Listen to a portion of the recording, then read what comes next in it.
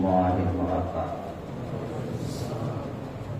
الحمد لله نحمده ونستعينه ونستغفره ونؤمن به ونتوكل عليه ونعوذ بالله من شرور أنفسنا ومن سيئات أعمالنا. من يهده الله فلا مضل له ومن يضلل فلا هادي له. ونشهد أن لا إله إلا الله وحده لا شريك له.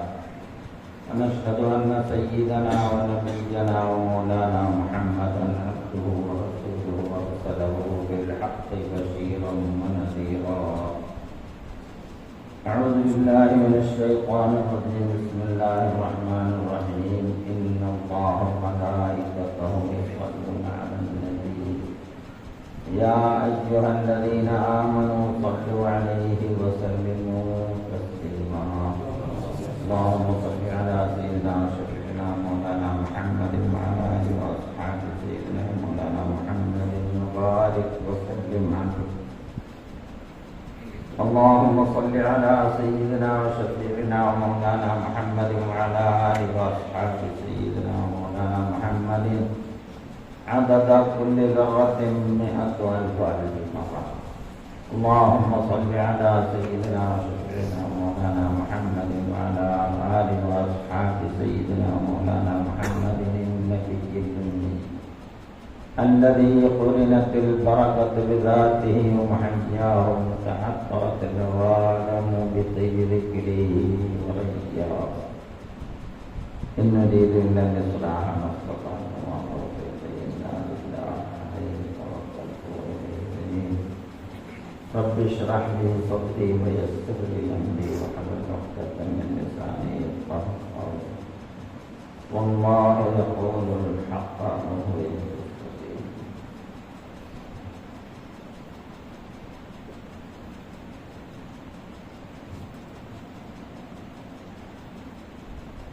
پروردگار عالم کا بے انتہا فضل اور اس کا احسان اور کرم ہے کہ اس نے ہم تمام کو اس کے حبیب آقائے دو جہاں سرکار دو جہاں صلی اللہ علیہ وسلم کی امت بابرکت میں پیدا فرمایا اور آپ کے غلام ہونے کا ہمیں فخر عطا فرمایا. الحمدللہ. ساتھ ہی اللہ تعالیٰ نے حضور صلی اللہ علیہ وسلم سے ہماری جو دوری ہے زمانے کی 1500 سال، یہ دوری کو ختم کرنے کے لیے سرکار کے ہی حقیقی وارثین اولیاء کرام مشائخین اعظام سے اللہ تعالیٰ نے ہمیں نسبت عطا فرمائی اور اس نسبت کے ذریعے حضور سے ہمارا جو زمانی فاصلہ ہے وہ فاصلے کو اللہ والوں نے ختم کر دیا اور ہم نے حضور سے ملا ہے.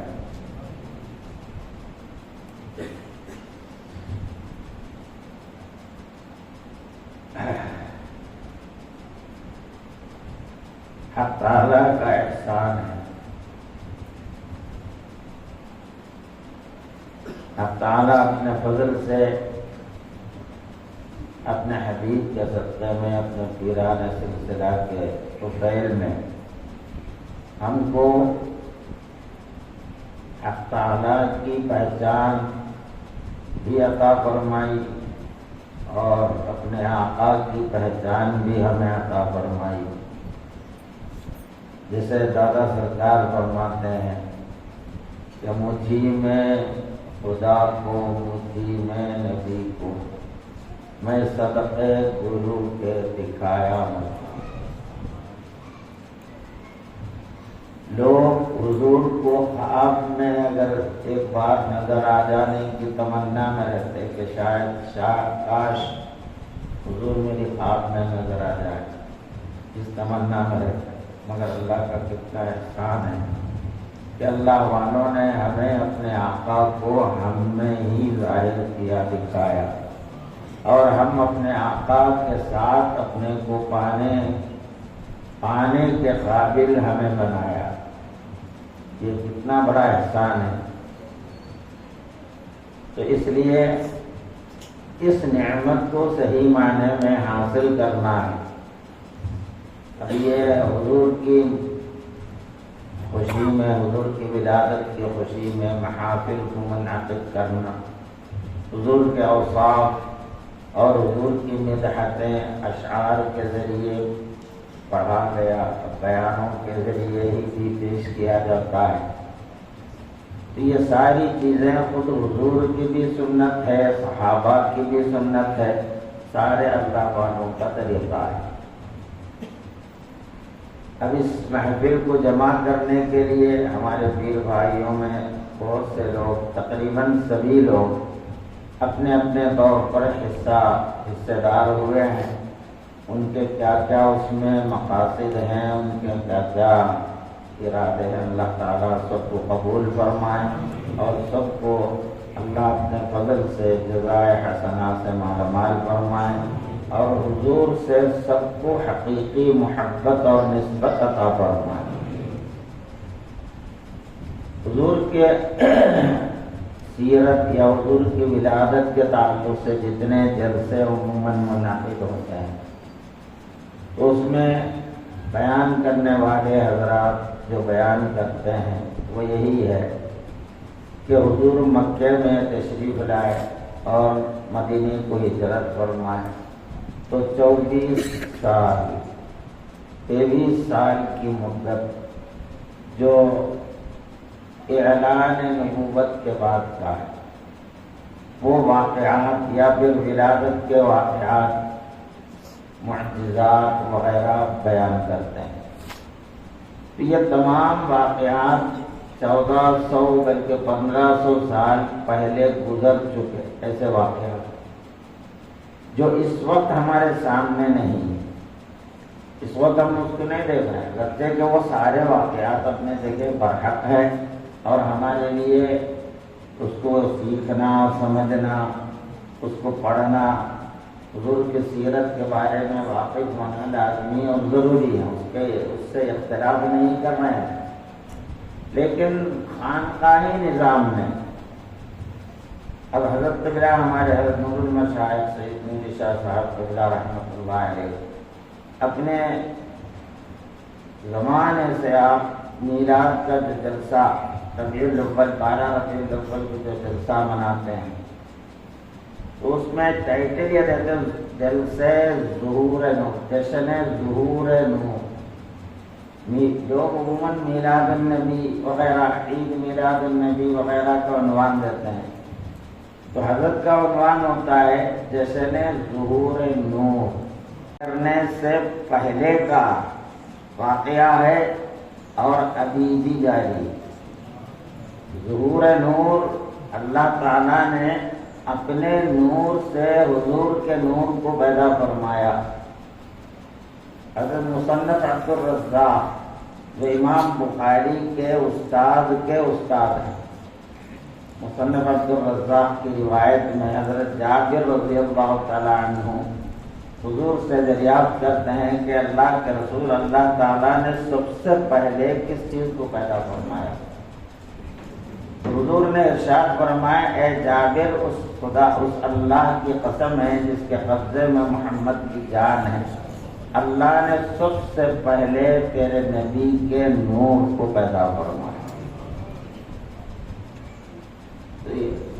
تو اللہ تعالیٰ سب سے پوری کائنات بننے سے پہلے اللہ اپنے نور سے حضور کے نور کو پیدا فرمائے۔ اس کا یہ مطلب نہیں ہے کہ حضور اللہ کا کوئی جز ہے یا کوئی حصہ ہے، ایسا نہیں ہوتا، اللہ کا کوئی حصہ جز نہیں بنتا۔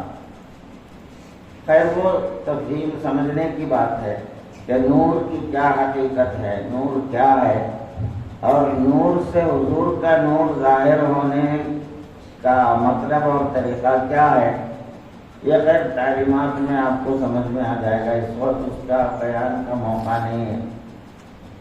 تو بہرحال حضور کے نور، اللہ تعالیٰ اپنے نور سے حضور کے نور کو پہلے پیدا فرمایا، جب تک چاہا اس نور کو اپنے دربار میں رکھا، وہ نور حمد و ثنا میں، تسبیح و تہلیل میں، شکر میں مصروف رہا اللہ تعالیٰ کے۔ پھر اللہ تعالیٰ نے جب کائنات کو بنانے کا ارادہ فرمایا تو آپ ہی کے نور کو 4 حصوں میں تقسیم کیا. ایک حصے سے عرش بنایا، ایک سے لوح بنایا، ایک سے قلم بنایا، چوتھے حصے سے پھر ماں بقی پوری کائنات کو بنایا. تو پوری کائنات حضور کے صدقے میں، حضور کے نور سے بنی ہے. اسی کو حضرت آدم علیہ السلام سے بھی اللہ نے ارشاد فرمایا کہ آدم اگر محمد کو میں پیدا نہ کرتا تو نہ تم کو پیدا کرتا، نہ اس دنیا کو پیدا کرتا. وہ واقعہ بھی آپ کے سامنے آپ سنے ہوئے ہیں. حضرت آدم علیہ السلام نے جو توبہ کیا، آپ کا وسیلہ مانگا. تو بہرحال یہ حدیث سے یہ ثابت ہے کہ حضور صلی اللہ علیہ وسلم کائنات میں سب سے اولین مخلوق، سب سے پہلی مخلوق وہ حضور کے نور ہے، یعنی حقیقت محمدی. اس وقت کوئی صورت نہیں تھی، وہ نور. صورت تو بعد کی چیز ہے، صورت بعد میں ہوئی ہے. جب عالم مثال ظہور میں آیا تو صورتیں ہوئی.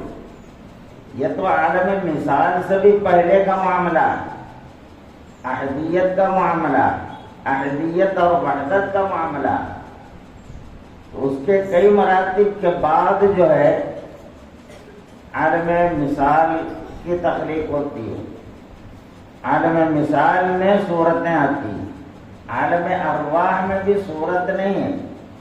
صورت عالم ارواح کو جب عالم مثال میں لایا جاتا ہے تو تب صورت ہوتی ہے. چنانچہ سارے روحوں کو حضرت آدم علیہ السلام کے صلب سے اللہ تعالیٰ نے جب جنت میں باہر لایا تو حدیث شریف میں چوٹیوں کی شکل کا لفظ آیا. تو یہ شکل کہاں سے آیا؟ عالم مثال میں اسے لایا گیا. عالم مثال میں عالم ارواح کو، ہر روح کو مثالی صورت دی گئی. تو ہماری ارواح اور ہمارے مثال یعنی قلب و روح یہ آدم علیہ السلام کے جسم کے پیدا ہونے سے بھی بہت پہلے بن چکے. سمجھے نہیں؟ یہ بات کی پیداوار نہیں ہے. پھر یہ آدم علیہ السلام کے صلب سے ہوتے ہوتے ہوتے سب کے باپ کے صلب میں آئے، پھر ماں کے رحم میں آ کے یہ جسم کی پیدائش ہوئی. وہ پوری تفصیلات. تو عالم ارواح میں اللہ تعالیٰ نے سب سے پہلے پورے روحوں سے جو سوال کیا تو کیا سوال کیا؟ الست بربکم، کیا میں تمہارا رب نہیں ہوں؟ یعنی پوروں کو دنیا میں ظاہر میں جسم کے عالم میں لانے سے پہلے اللہ تعالیٰ نے سب کو یہ سکھایا کہ تم عالم اجسام میں، عالم شہادہ میں جب تم کو لاؤں گا تو پریشان ہونا نہیں ہے. تمہارے کھانے پینے، رہنے سہنے، تمہارے امور کے تعلق سے تم کو کوئی غم نہیں کرنا ہے، کیونکہ میں تمہارا رب ہوں. سارے امور میرے ہاتھ میں. تم مجھ پر ایمان لاؤ اور میری ہی عبادت میں لگے رہو. تو الست بربکم، کیا میں تمہارا رب نہیں ہوں؟ تو ربوبیت کا مطلب کیا ہوتا ہے؟ شیء ناقص کو علی الترتیب کمال تک پہنچانے والا. جو نہیں تھی چیز، اس چیز کو ترتیب کے ساتھ تھوڑا تھوڑا کمال تک پہنچانے والے کا نام رب ہے. تو اللہ یہ پوچھ رہا ہے تم ناقص، تم کچھ بھی نہیں ہو. تم کچھ نہ ہونے کی حالت سے تم کو خارج میں ظہور دے کر، نمود دے کر تمہاری پوری نگرانی کرنا، تم کو کمال تک پہنچانے کا معاملہ صرف میرے ہاتھ میں ہے. تو اب یہ عالم شہادہ حجابات اور اسباب کا عالم، اللہ تعالیٰ اپنی ربوبیت کا ظہور یہ اسباب کی صورتوں میں کرتا ہے. یہ ایک حجاب ہے، ایک پردہ ہے. تو بہت سے لوگ یہ حجابات میں، یہ پردے میں رک جاتے ہیں اور اسی کو سب کچھ سمجھتے ہیں، اسی کے پیچھے رہتے ہیں. بس ان کی زندگی میں سوائے پیسہ پیسہ پیسے کے کچھ بھی نہیں رہتا. پیسہ کمانا، کیونکہ پیسہ ہی کام آتا ہے. سوائے دولت کے، سوائے پیسے کے کوئی چیز ان کا مقصود نہیں ہوتا. حاجتیں اللہ نے دی ہیں تو حاجتوں کا پورا کرنے کی ذمہ داری بھی اللہ نے ہی قبول کی ہے. جو چیز اللہ کے ہاتھ میں ہے ہم اس کی فکر کرتے ہیں.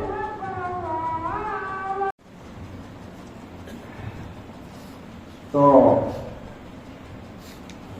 ہمیں اپنے رب پر یقین کرنے کے لیے اللہ تعالیٰ سکون اور اطمینان کی خاطر پہلے ہی اپنا تعارف ہمیں عطا فرمایا.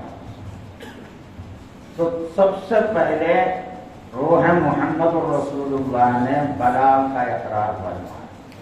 سب جو خاموش تھے تو حضور کی روح پاک نے بلا یقیناً تو ہی ہمارا رب ہے، تیرے سوا ہمارا کوئی رب نہیں، تیرے سوا ہمارا کوئی الہ نہیں، معبود نہیں. جس کا اقرار سب سے پہلے روح محمدی صلی اللہ علیہ وسلم نے فرمایا.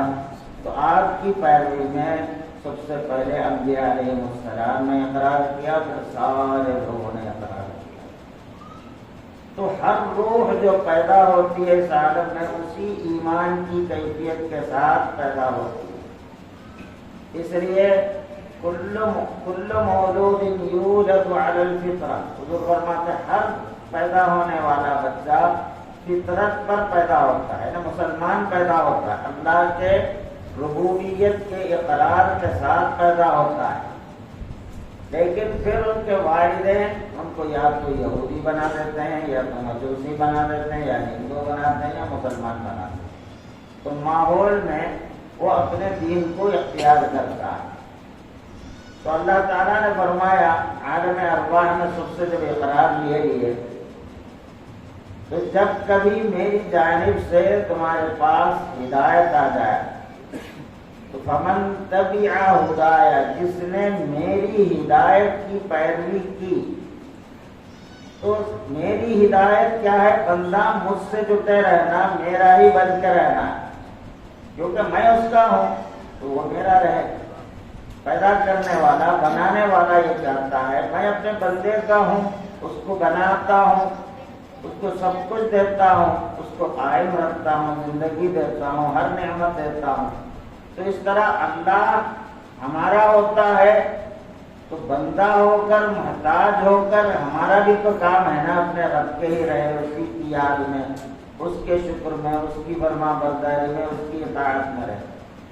لیکن جو رب کو چھوڑ کر شیطان کی پیروی کرتا ہے، شیطان کی سنتا ہے، نفس کی سنتا ہے، تو وہ ظاہر ہے نقصان اٹھانے والے ہوتے ہیں. وہ شیطان کی پیروی کرنے والے شیطان کے ساتھ جہنم میں جاتے ہیں. اللہ کے ساتھ ہونے والے اللہ اس کے حبیب کے ساتھ جنت میں داخل ہوتے ہیں. اللہ اور اس میں مقربین کی جماعت ہے، اصحاب یمین کی جماعت ہے، بہت سے اس میں جماعتیں بھی. تو عرض کرنے کا مطلب یہ ہے کہ حضور اکرم صلی اللہ علیہ وسلم سے ہماری نسبت ہمارے پیدا ہونے سے بھی پہلے کی نسبت. آپ ہی سے ہم سب پیدا ہوئے. اور حضور کے تعلق سے اللہ کیا کہتا ہے؟ یہ تو حدیث میں اللہ تعالیٰ حضور نے فرمایا کہ سب سے پہلے اللہ نے تیرے نبی کے نور کو اپنے نور سے پیدا فرمایا. تو یہ حقیقت محمدی کا نور ہونا حدیث سے ثابت ہوتا ہے. تو آپ نور ہیں. اس کے ساتھ قرآن میں اللہ کہتا ہے قد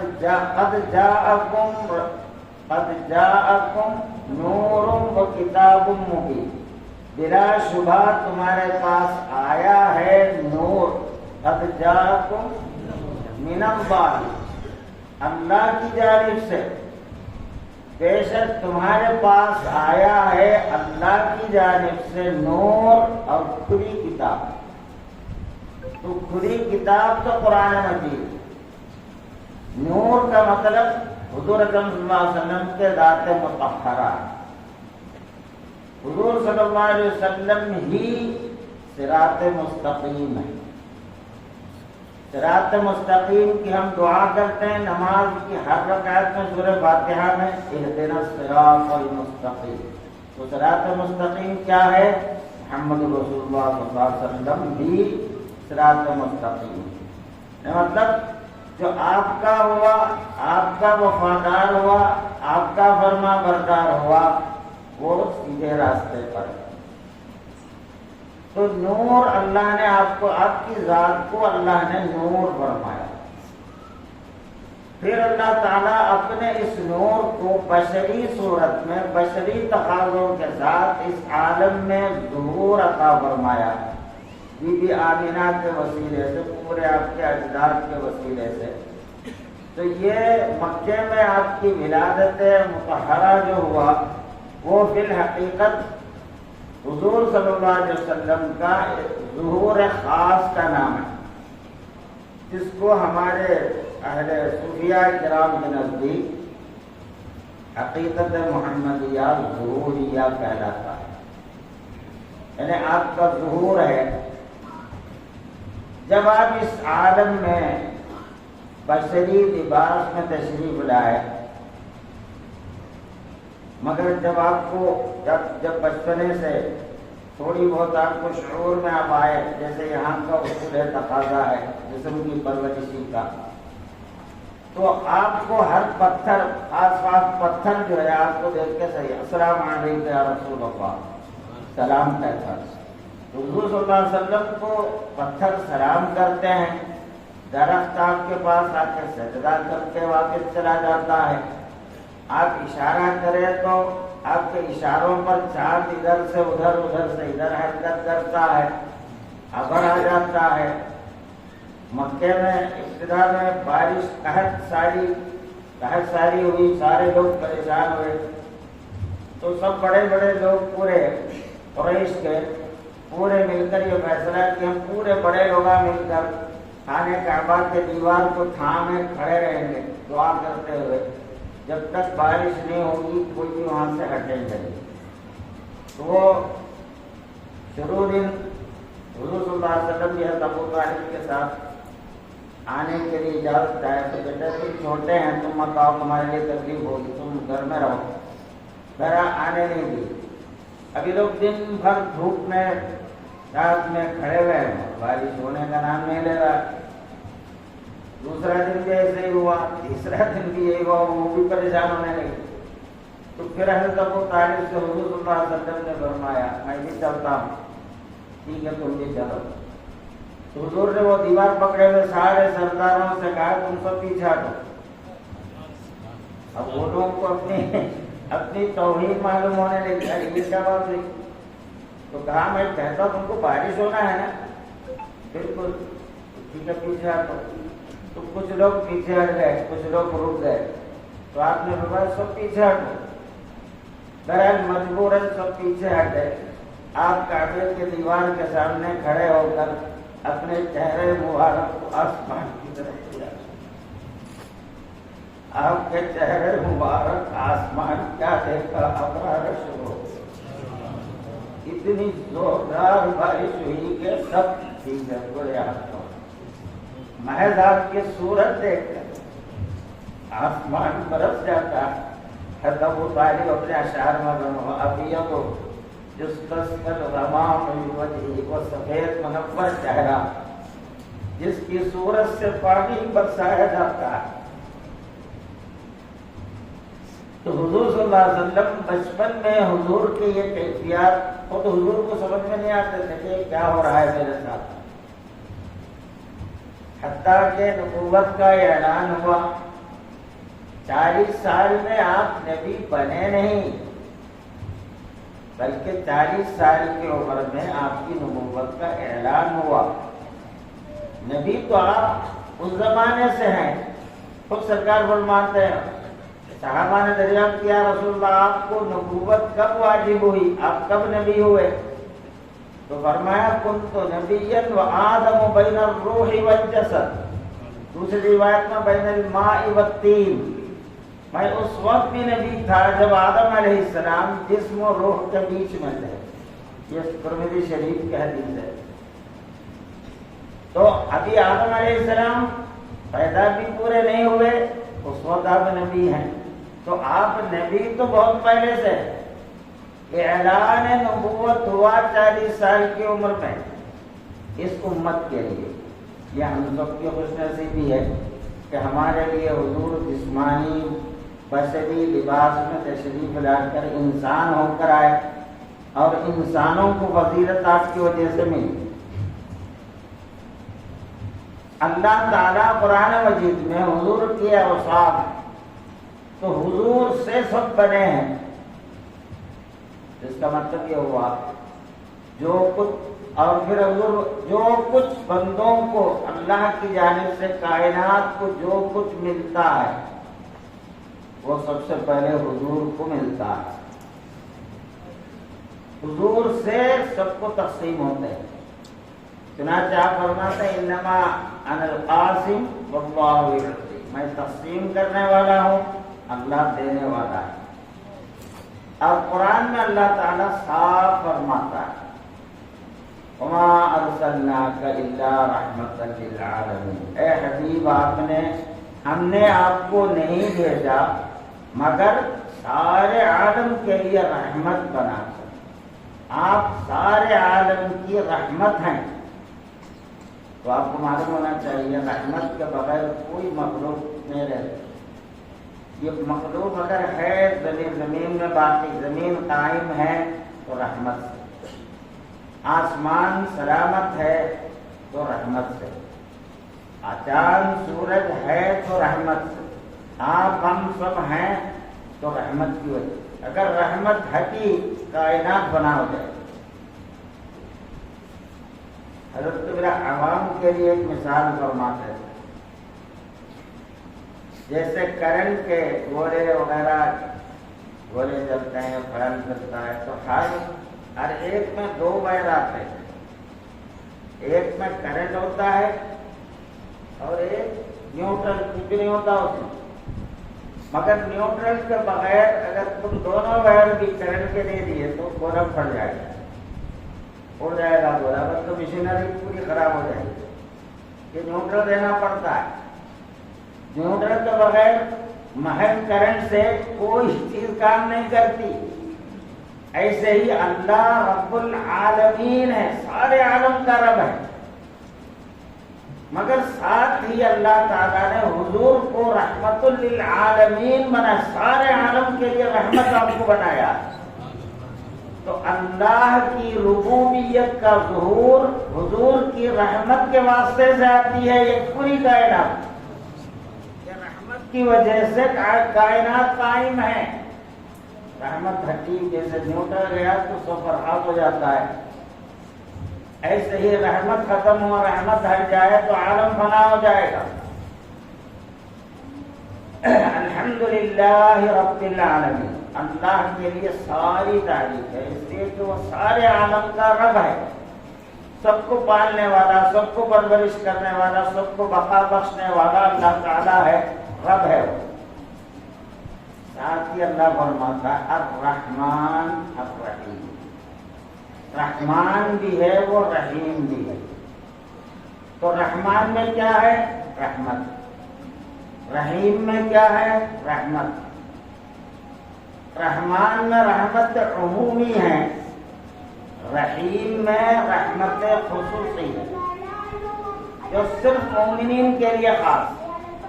وَكَانَ بِالْمُؤْمِنِينَ رَحِيمًا.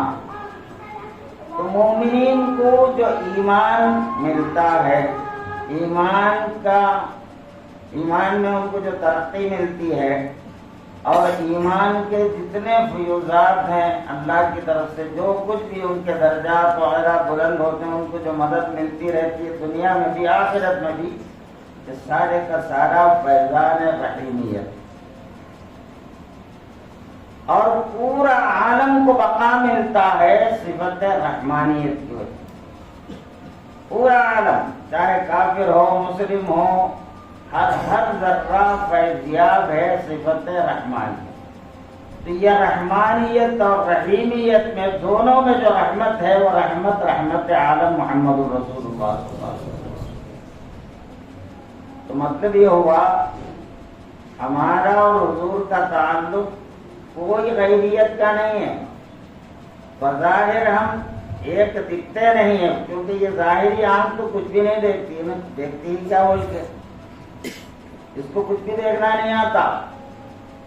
جس کے باطن کی آنکھ کھلے اسے دکھتا ہے کہ ہم حضور سے کیسے جٹے ہوئے ہیں۔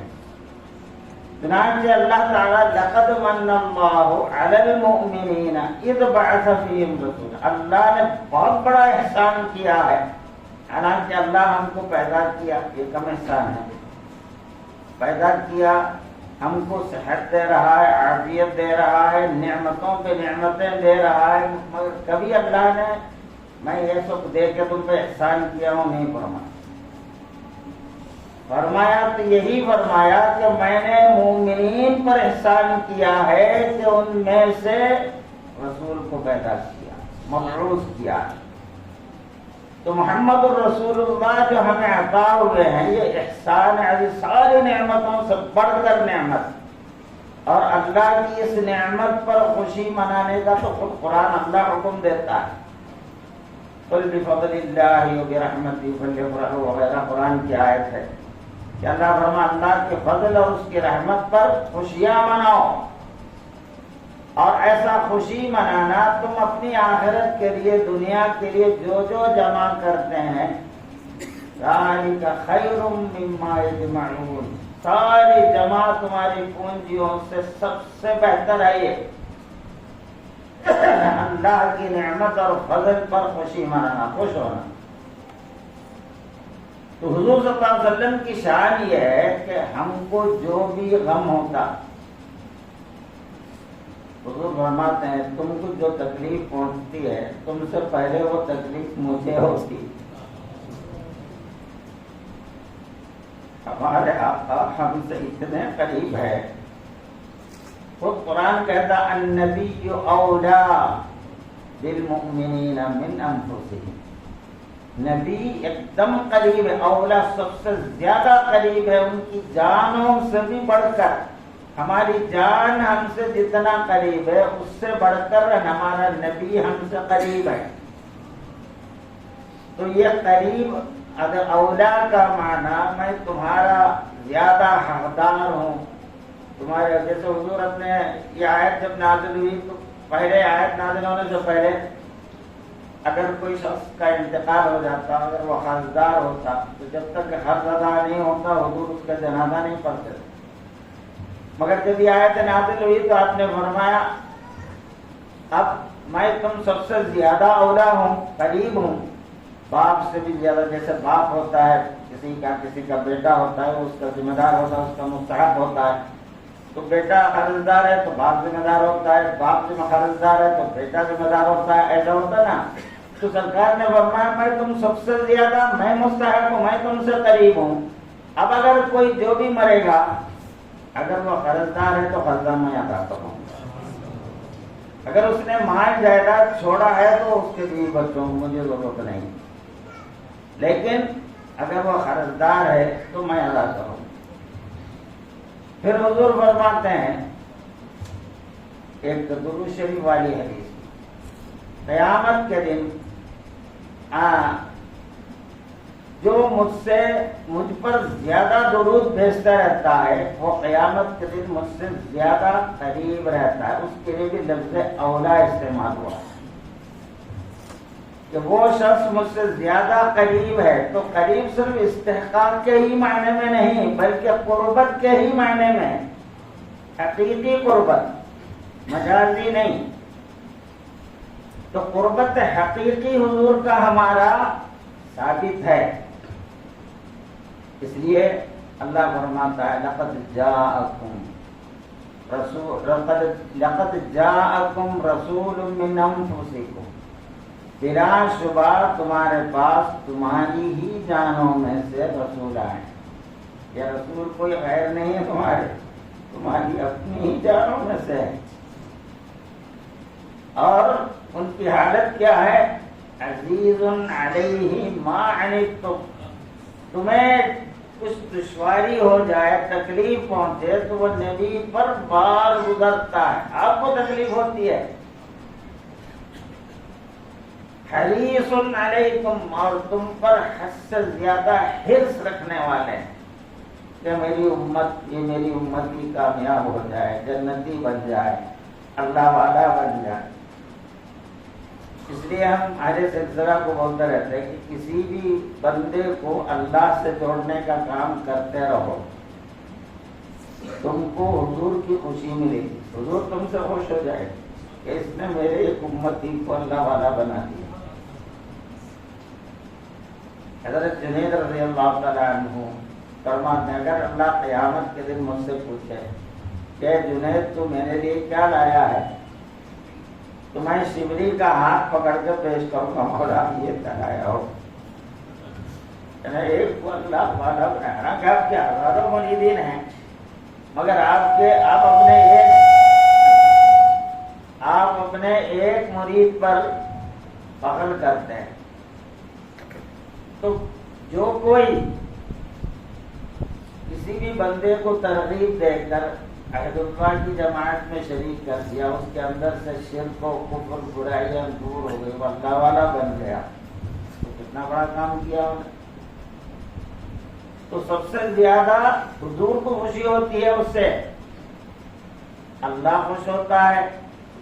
حضور فرماتے ہیں حضرت علی سے جب یمن کو بھیج رہے تھے تو حضور سے جدائی ان کو برداشت نہیں ہو رہی تھی، تو آپ نے فرمایا علی تمہاری وجہ سے اگر یہ تو بندہ بھی ہدایت پر آ گیا تو تم کو سرخ اونٹوں کی نعمتیں ملنے سے بھی کہیں زیادہ بہتر ہے، یعنی ساری دنیا کی نعمت سے بڑھ کر نعمت ہے ایک بندہ بھی تمہاری وجہ سے اللہ والا بن جائے۔ تو یہ کوشش ہم میں سے ہر ایک کو کرتے رہنا چاہیے، خلفاء کو بھی کرنا چاہیے، عام مریدین سب کو بھی کرتے رہنا چاہیے، اپنے متعلقین کو اللہ والے بنانے کی جستجو۔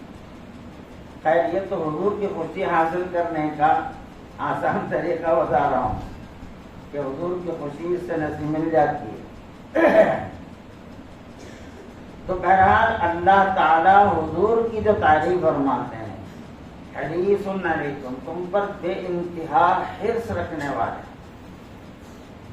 دنیا کے تکالیف مسائل یہ تو خود حضور نے بھی برداشت کیا، کیونکہ یہ عارضی ہے، وقتی ہے، ان تکالیف پر صبر کرنے سے بندے کی آخرت سنور جاتی ہے، اس کے درجات بلند ہوتے ہیں، اس کی مغفرت ہو جاتی ہے۔ تو اس لیے یہاں کے فقر یا الجھنیں حضور کو پریشان نہیں کرتی، اور خود فرماتے ہیں کہ مجھے جو ہے تمہارے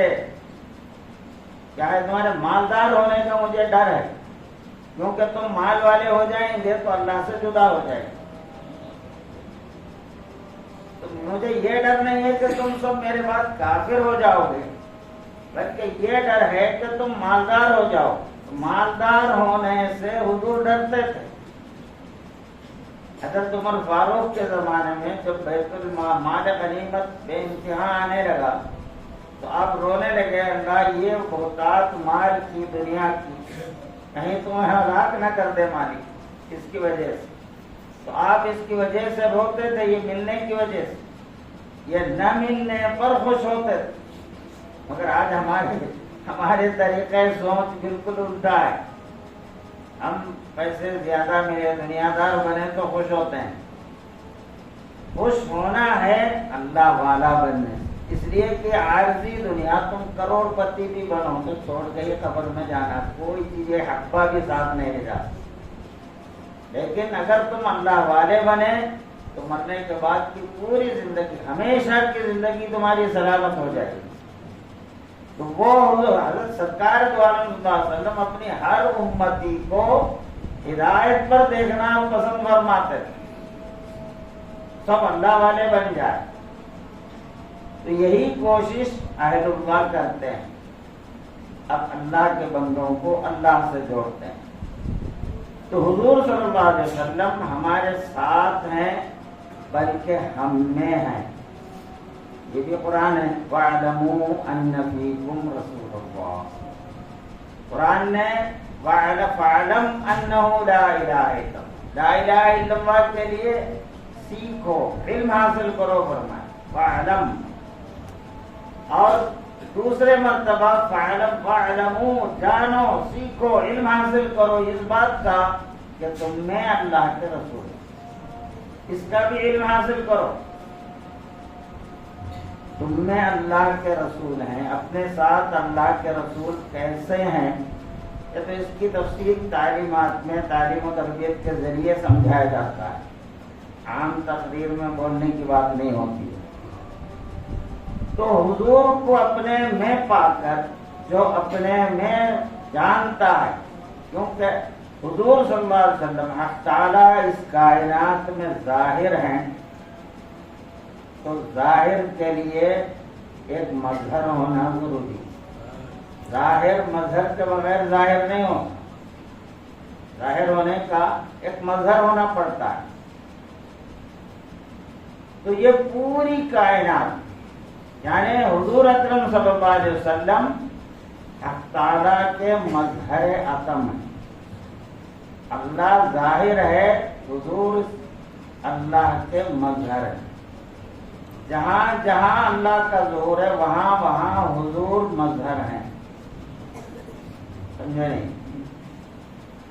تو پہلا لفظ یہ اشارہ ہے، جس کو تعلیمات ملے وہ سمجھ سکتے ہیں اس حقیقت کو۔ تو ہم میں حضور ہیں، ہم میں اللہ خود ہیں، اللہ تعالیٰ خود ہم میں ہے، اللہ اعلان فرماتا ہے وہ معکم اینما کنتم، جہاں کہیں بھی رہو اللہ تمہارے ساتھ ہے۔ پھر فرمایا وفی انفسکم، تمہاری جانوں میں ہے، فلا تبصرون، تم دیکھتے کیوں نہیں ہو؟ سمجھے نہیں؟ مرنے والے کے تعلق سے کہا کہ مرنے والے کے رشتے دار اس کے قریب رہتے ہیں، نحن اقرب الیہ منکم، تم سے زیادہ ہم اس سے قریب رہتے ہیں، لیکن لا تبصرون، لیکن تم دیکھتے نہیں ہو ہمارے۔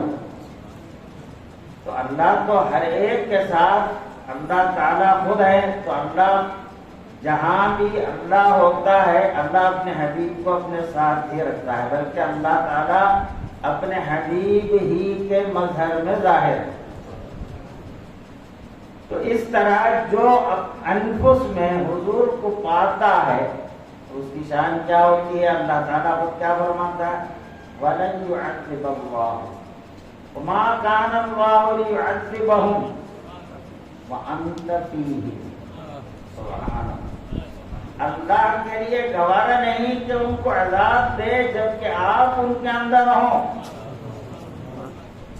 تو جو حضور کو خود میں پاتا ہے وہ ہر قسم کے عذاب سے محفوظ رہتا ہے، چاہے وہ عذاب چھوٹا ہو یا بڑا، چاہے دنیاوی ہو یا چاہے وہ اخروی ہو، ہر عذاب سے وہ بندہ محفوظ رہتا ہے جو خود میں حضور کو پاتا ہے اور حق کو پاتا ہے۔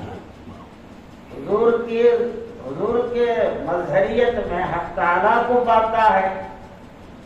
قلب المؤمن عرش اللہ، مومن کا قلب اللہ کا عرش ہے، اور ایک حدیث قدسی میں اللہ فرماتا مجھے نہ زمین اپنے میں لے سکی نہ آسمان مجھے سمو سکا، لیکن جس نے مجھے سمویا وہ ہے مومن کا قلب، قلب مومن مجھے اپنے میں لیا ہوا۔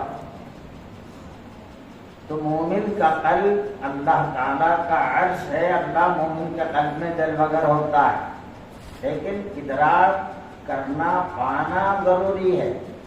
اگر پاؤ گے نہیں، تمہارے جیب میں پیسے ہے،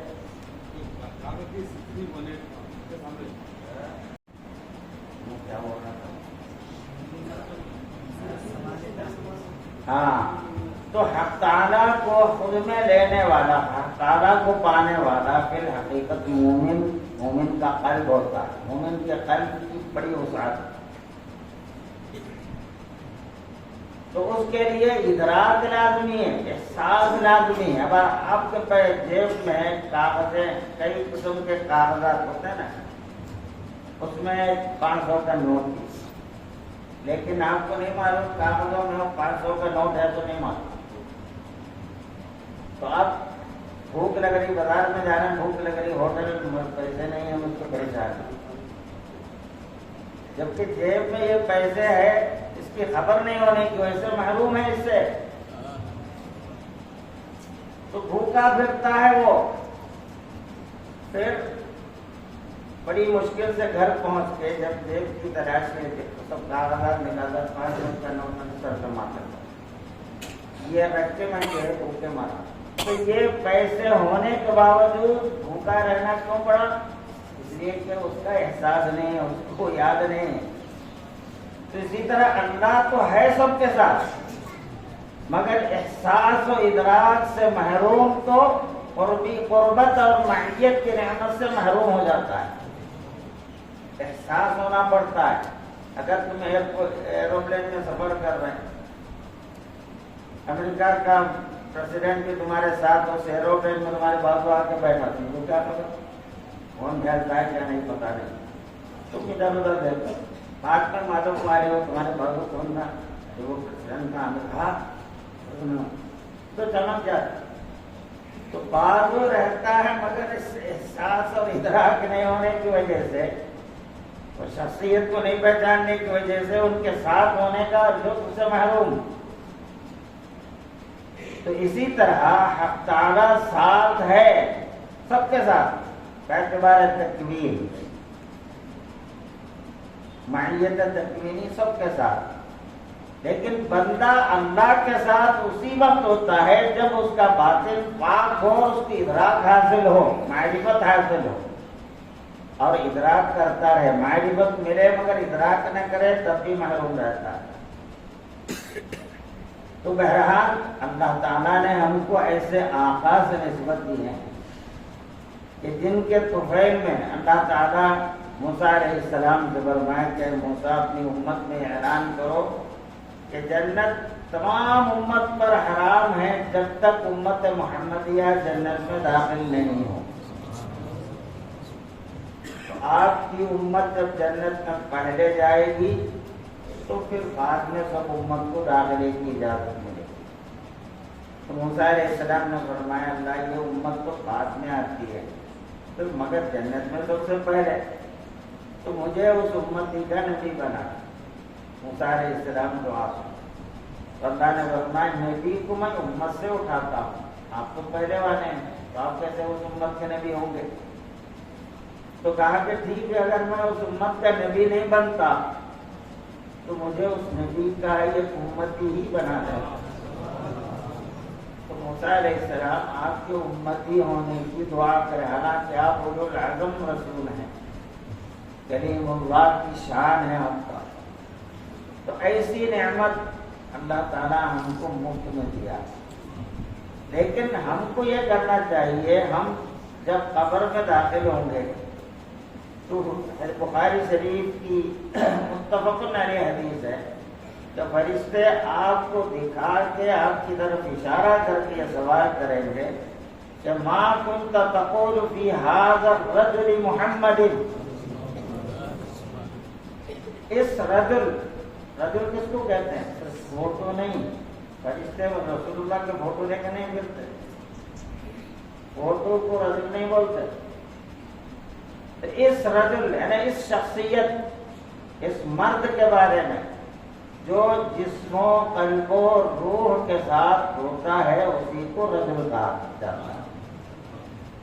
محض قلب یا روح ہے تو اس کو بھی رجل نہیں کہتے، نہیں سمجھے؟ تو حضور کو دکھا کے پوچھیں گے تو اس شخصیت کے بارے میں کیا کہتا تھا، کیا ایمان ہوتا تھا تیرا جو محمد ہے؟ یہاں تک جب آپ کا نام بھی لے کے تاکہ اگر بولا بھٹکا ہے تو یاد آ جائے۔ تو جو آپ پر ایمان لایا، آپ سے محبت کرتا ہے، آپ کی تابعداری کرتا تھا، وہ یقیناً یہ کہہ اٹھے گا اللہ محمد کہ تو میرے آقا ہیں، اور جو یہ نہیں کہہ سکا وہ کہے گا کیا حاضری میں نہیں جانتا، لوگ کچھ کہتے تھے کہہ لیتا تھا، محروم ہو جاتا ہے۔ تو حضور جب آپ کو دیکھیں گے، آپ کی صورت کو، آپ کے اعمال، آپ کی صورت کو، تو اندر باہر حضور کی نظروں میں رہیں گے. ابھی بھی ہے، ہر پیر ہر جمعرات کو ہر امتی کا عمل حضور کے سامنے پیش ہوتا ہے، اور امتی کو حضور جب ہیں ہی اندر تو اندر کے معاملات کیسے نہیں دیکھیں. تو ہم کو دیکھ کے حضور کہیں یہ ناحرف ہے، ناپسندیدگی کی نظر اگر کر لیے، منہ موڑ لیے، تو کیا حشر ہوگا. اس لیے ایسی کیفیت سے ڈرتے رہو. قبر میں جانے سے پہلے اپنی صورت کو بھی صورت مصطفیٰ بنائے رکھو. داڑھی چھوٹی رکھتے ہیں تو منانے کے حرام سے بچ جاتے، گناہ سے. منانا جو حرام ہے اس سے بچتے. لیکن ایک مشت 4 انگل کے برابر اگر داڑھی نہیں ہوئی تو داڑھی کی سنت کا ثواب آپ کو نہیں ملنے والا. داڑھی کی جو سنت ہے وہ 4 انگل تک کتنا بڑا ہونا، اس سے پہلے اس کو کاٹنا نہیں. آیا نہیں تو ٹھیک ہے، آئے گا، لیکن آنے کے بعد کاٹ کے چھوٹی کرتے رہنا یہ بہت بڑے ثواب سے محروم ہے. کیوں محروم ہوتے؟ بلا وجہ. ایک سنت مؤکدہ کا ثواب، حضور کی صورت. اللہ جب بھی تم کو دیکھتا ہے تو اپنے حبیب کی صورت میں تم کو دیکھے تو کیا یہ برا ہے؟ تم کو کسی یہودی نصرانی کی صورت میں دیکھنا گوارا ہے؟ تو بہرحال سنت چہرے کی بھی بناؤ، ظاہر کی بھی بناؤ، لباس بھی ایسے ہی پہنو جو سنت کے مطابق ہے، سوائے مجبوریوں کے. اب جیسے کوئی ڈیوٹی پر ہے، کوئی مجبوری ہے تو کچھ لباس پہننا پڑتا ہے تو مجبوری، مگر اس کے وفا سے ہٹ کے تو اچھے لباس پہنو، ایسے لباس پہنو جس سے سطر بھی چھپے، سطر کی بنوٹ بھی چھپے. ایسا لباس نہیں پہننا ہے جسے پیچھے تمہاری سطر دکھتا رہے، مطلب جس کی صحت دکھنی ہے اور ظاہر ہو جائے، اور سامنے ڈبا ایک الگ. یہ سب بے حیائی آج کل کے زمانے کے طور طریقے. بلکہ آج کل کا فیشن یہ گھٹنے میں پھٹا ہوا رہنا پڑے، کو کیا ہوا نہیں معلوم، پھٹے ہوئے پہننے کیا ہو تو فیشن. خیر، ان کا عمل ان کے ساتھ. تو سنت ظاہری بھی ہو، سنت باطنی بھی ہو. حضور کا خیالات کیا ہوتے تھے، حضور کیا احساسات رکھتے تھے، حضور کا ادراک کیا ہوتا تھا، یہ نعمتیں شیوخ الکرام سے حاصل ہوتی ہیں. خانقاہ کی نعمت سے ملتی ہے کہ حضور کے باطن کی پیروی کرنا، حضور کے قلب مبارک کی پیروی کرنا. تو حضور کے جیسے جسم کی پیروی کرتے ہیں، ہمیں چاہیے کہ حضور صلی اللہ علیہ وسلم کے باطن کی بھی پیروی کریں.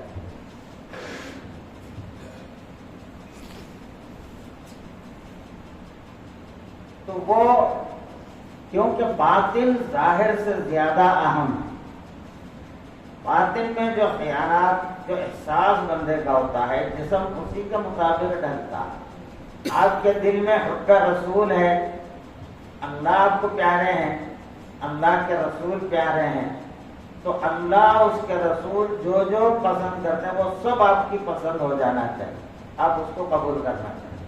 اللہ اس کے رسول جن چیزوں سے بھی نفرت کرتے ہیں، چڑھتے ہیں، ان سب چیزوں سے آپ کو بھی نفرت کرنی چاہیے. محبت کا قرینہ ہے اپنے محبوب کی پسند اپنی پسند، محبوب کی ناپسند اپنی ناپسند. چنانچہ یہ سنت تو نہیں، سنت ہو تو کوئی ایسا لازمی حکم ہے نا، سنت ہے کہ حضور جو ہے کھانے میں کدو شریف استعمال کرتے. تو صحابہ سالنوں میں کدو چن چن کے کھاتے رہے. ایک صحابی رسول روزانہ گھر میں کدو لاتے، اس لیے کہ حضور کو کدو پسند ہے. حالانکہ کوئی ایسا حکم نہیں ہے کہ تم روزانہ کدو کھاؤ. محبت کا قرینہ ہے کہ محبوب کا جو پسند وہ میرا پسند. یہ محبت کی شان ہوتی ہے. یہ کیسی محبت ہے؟ محبوب کی کوئی طریقہ اپناتے نہیں. یا علی دولا نعرے رسالت یا رسول اللہ چیخ رہا ہے، نعرے لگا، نہ نماز نہ روزہ نہ سنت نہ کچھ نہ کیا، سارے نعرے. تو یہ سب طریقے قبول نہیں ہوتے. تو بہرحال رسول اللہ صلی اللہ علیہ وسلم ہمیں دیکھ کر منہ نہیں موڑ لینا، ہم کو دیکھ کر خوشی سے ہماری طرف دیکھنے کی نعمت ہم کو مل جانا. یہ ہر کوئی کوشش کرنا ہے، کیونکہ ہم کو حضور کے سامنے پیش ہونا ہے، اپنے رب کے دربار میں پیش ہونا. ویسے ہم ہر آن حضور کی نظروں میں، اللہ کی نظروں میں، نہ ہم اللہ سے چھپے ہوئے ہیں نہ رسول اللہ سے پوشیدہ ہے. تو اللہ رسول کی نظروں میں ان کے پسندیدہ رہنا، ہمارا پورا معاشرہ ویسا بن جانا، ہماری بیویاں بھی ویسی، بچے بھی ویسے، بچیاں بھی ویسی، جو رسول صلی اللہ علیہ وسلم کے پسند کے مطابق. وہ پوری تفصیلات آپ کو معلوم ہے، آپ کو سیکھنا چاہیے، سمجھنا چاہیے. بہرحال وقت کافی ہو گیا، 1:30 بج رہے ہیں، اب نماز بھی پڑھنا ہے، کھانا بھی ہے، تو میں اپنے بات کو مختصر کرتا ہوں. بہرحال حضور صلی اللہ علیہ وسلم سے ہمارا جو تعلق ہے وہ بہت گہرا تعلق ہے، بلکہ ہم ہیں حضور ہی سے، حضور کے کرم سے، حضور کے ہی نور سے ہم ہیں. حضور کے نور کے بغیر ہم ہی نہیں ہیں. تو حضور کے صدقے میں ہمیں ہر چیز ملتی ہے اللہ کی طرف سے. اللہ رب ہے، دیتا اللہ تعالیٰ ہے، لیکن محمد رسول اللہ کا وسیلے سے دیتا. تو ہم بھی وسیلہ دعاؤں میں حضور کا وسیلہ لینا، اپنے پیروں کا وسیلہ دینا. اشرف علی صاحب تھانوی اپنے کتاب میں لکھتے ہیں، اگر کوئی مرید اپنے دعاؤں میں اپنے پیر کا واسطہ دیتا ہے تو وہ دعا قبولیت کے لیے اکسیر اعظم بن جاتا ہے. کیونکہ اللہ نے جس صورت سے اسے ہدایت دی ہے اسی صورت کے وسیلے سے مانگنا تو اللہ بہت جلد قبول کرتا ہے. تو بہرحال اللہ تعالیٰ نے یہ پیرانے سلسلہ سے ہم کو جو نسبت دی ہے اس کا کرم ہے، اس کا احسان ہے. اسی کے صدقے ہمیں اپنے میں خود میں یہ بھی رسول اللہ بھی نظر آتے ہیں اور اللہ تعالیٰ بھی ہم میں موجود ہے، اس کا احساس ہمیں ہوتا ہے. تو رسول اللہ صلی اللہ علیہ وسلم پوری کائنات میں، اس لیے کسی بھی گھر میں داخل ہو تو سلام کہنے کا ہو، السلام علیکم. اپنے گھر میں بھی داخل ہو سلام کہنا چاہیے. اگر گھر میں کوئی نہیں ہے یا مسجد میں داخل ہونا، مسجد میں کوئی بھی نہیں ہے، گھر میں کوئی بھی نہیں ہے، تو السلام علی النبی ورحمۃ اللہ وبرکاتہ کہنے کا ہو. اس سے محدث عبدالحق محدث دہلوی رحمۃ اللہ علیہ فرماتے ہیں یہ رسول اللہ کو سلام کہنا کیوں؟ اس لیے کہ حضور اکرم صلی اللہ علیہ وسلم کا روح مبارک ہر مومن کے گھر میں موجود ہوتا ہے. حضور گھر میں ہی کیا ہر ایک کی جانوں میں ہے، تو کوئی بھی نہیں تو حضور کو سلام کہو، سمجھے؟ تو حضور سے ہمارا تعلق اتنا گہرا ہے کہ اللہ تعالیٰ نے حضور ہی کے وسیلے سے ہمیں ہر نعمت عطا کرتا ہے.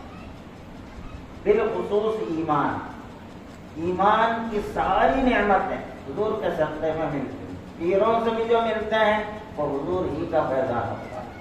اگر حضور کا فیضان پیروں کے وسیلے سے نہیں ہوتا، پیر خود اپنی طرف سے دے رہا ہوتا، تو اس میں یہ کیفیت نہیں ہوتی جو حق سے بندے کو جوڑتا ہے، جڑتا ہے.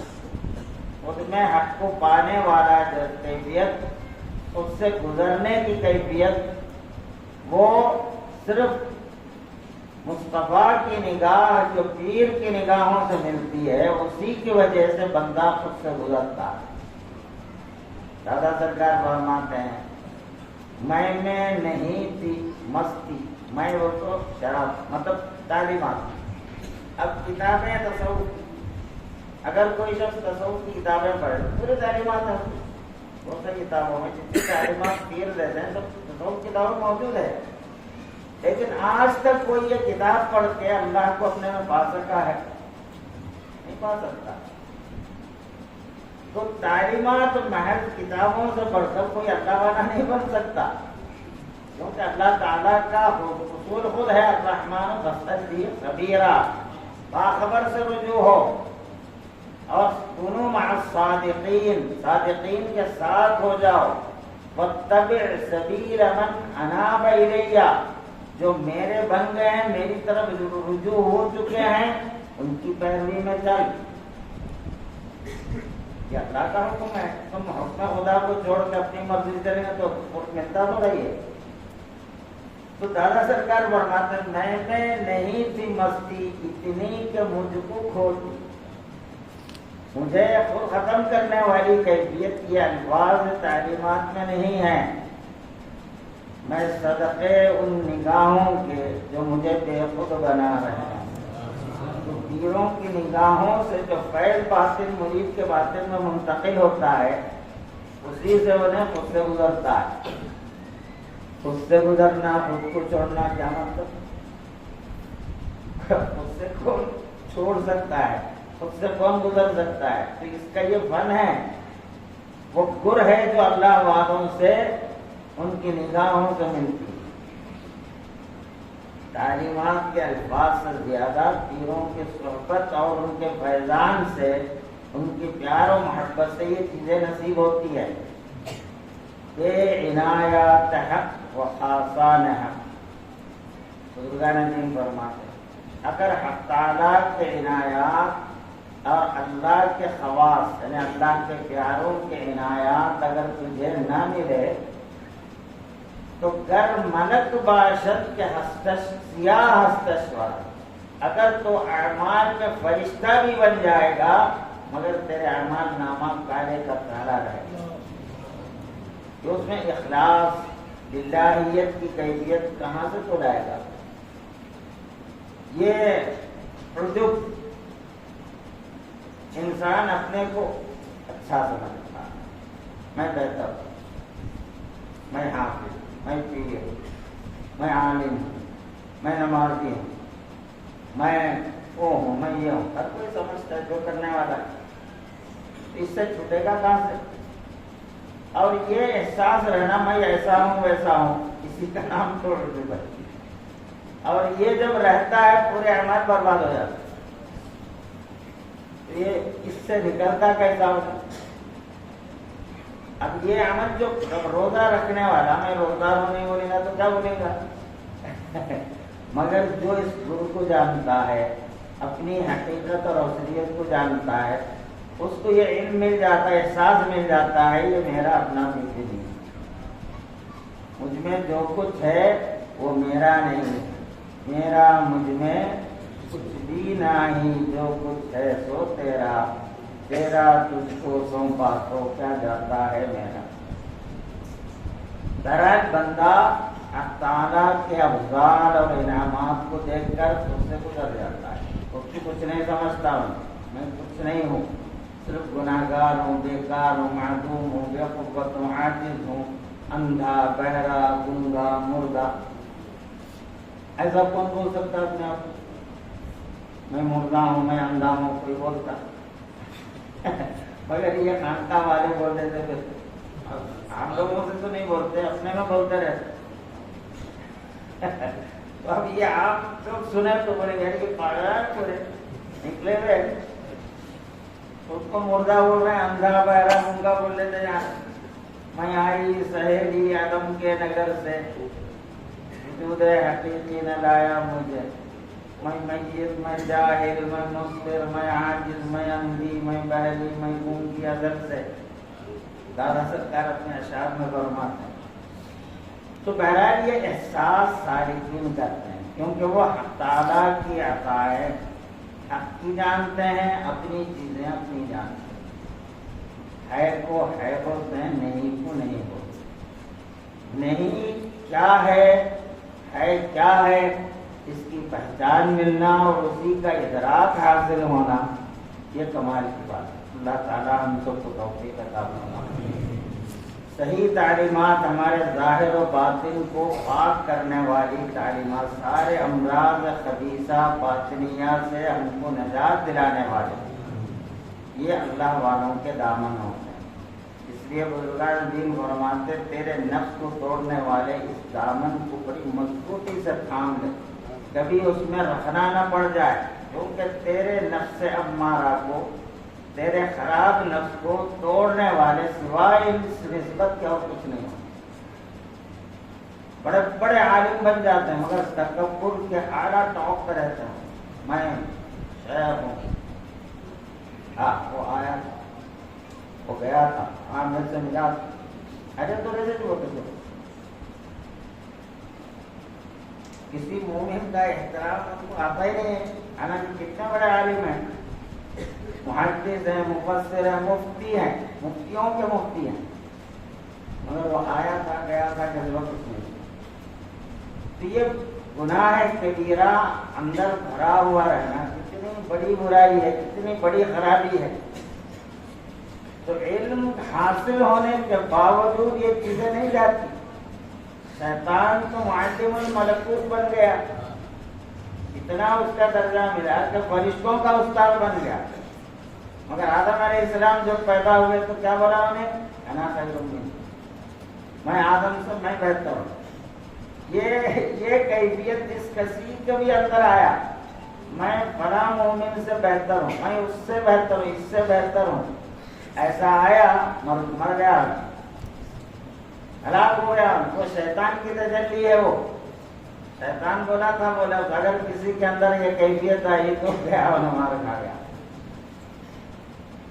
تو بہرحال یہ اندر کی خرابیاں دور ہونا، اس کے بغیر کوئی اعمال قبول نہیں ہوتا. اس لیے فرماتے اہل اللہ کی عنایتیں تجھے نہیں حاصل ہوگی، ان کی تعلیم و تربیت میں نہیں رہا، اپنے باطن کو پاک نہیں کیا، تو عمل میں فرشتہ بھی بن جائے، تہجد گزار، نوافل کی کثرت، سب کے باوجود سیاہ نامہ اعمال کا حامل ہو جائے گا. اللہ محفوظ رکھے. تو اس لیے دوستوں اور بزرگوں، ہم سب کو وقت نکالنا چاہیے اپنے پیروں سے رجوع ہو کر، ان کی صحبتوں میں رہ کر اپنے باطن کو ساری خرابیوں سے دور کرنا، شرک سے، کفر سے، ساری معصیتوں سے اپنے باطن کو پاک کر کے باطن پاک و صاف رہنا. قلب سلیم، جس قلب میں سوائے اللہ کے کچھ نہیں بچنا، ایسا قلب لے کے دربار حق میں پہنچنا. لا ينفع مال ولا بنون، نہ اولاد تمہارے کام آئیں گے، نہ تمہارے مال تمہارے کام آئیں گے، الا من، مگر اسی شخص کو یہ سب بھی کام آئے گا، اتى اللہ، جو اللہ کے پاس آیا، بقلب سلیم، سلامت والے قلب کے ساتھ. قلب سلیم ہونا تو سلیم قلب کا ہوگا جب اس قلب سے سارا شرک نکل جائے.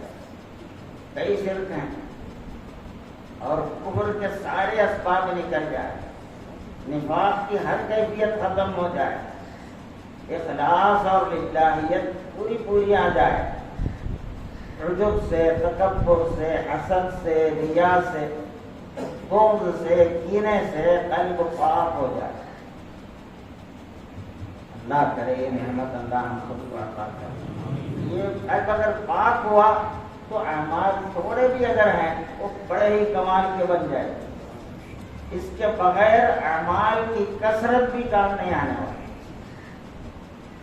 اس لیے اللہ والوں کی صحبت، ان کی تعلیم، ان کی تربیت بے حد ضروری ہے. سمجھے نہیں؟ میں نے پوچھا اپنے پیر سے تیری حاجت کب تک؟ ایک بزرگ فرمایا، میں نے پوچھا پیر سے تیری حاجت کب تک؟ تو ہنس کے بولے جب تو نہیں تو پیر کی حاجت نہیں. تو نہیں رہنا بالکل، تو ختم ہونا. جب تک تو رہے گا تجھے ہٹانے کے لیے تیرے لیے تیرا پیر کا ہونا ضروری ہے. وہ تجھے تیرے اندر سے تجھے ہٹاتا رہتا، تیرے خرابیوں کو دور کرتا. سمجھے؟ تو مطلب یہ ہے کہ یہ نعمت اللہ کی طرف سے ہے، اللہ کا احسان ہے. اللہ تعالیٰ خود فرمائے جو اللہ تعالیٰ کی اطاعت کرتے ہیں، رسول کی اطاعت کرتے ہیں دل و جان سے، اللہ تعالیٰ ان کو اپنے محبوبین کے ساتھ کرتا ہے. تو ساتھ دنیا میں بھی کرتا ہے، آخرت میں بھی کرتا ہے. دنیا میں اللہ والوں کے ساتھ ہیں ہم، تو آخرت میں بھی ہیں. کسی ایک جگہ کے لیے حدیث آیت میں خاص نہیں ہے نا، صرف آخرت میں اور کیا ہے. تو بہرحال اللہ تعالیٰ سے دعا ہے کہ اللہ ہم جو کچھ بھی کہنے والے کو، جو کچھ بھی سنے سب سننے والوں کو اے اللہ عمل کی توفیق عطا فرما.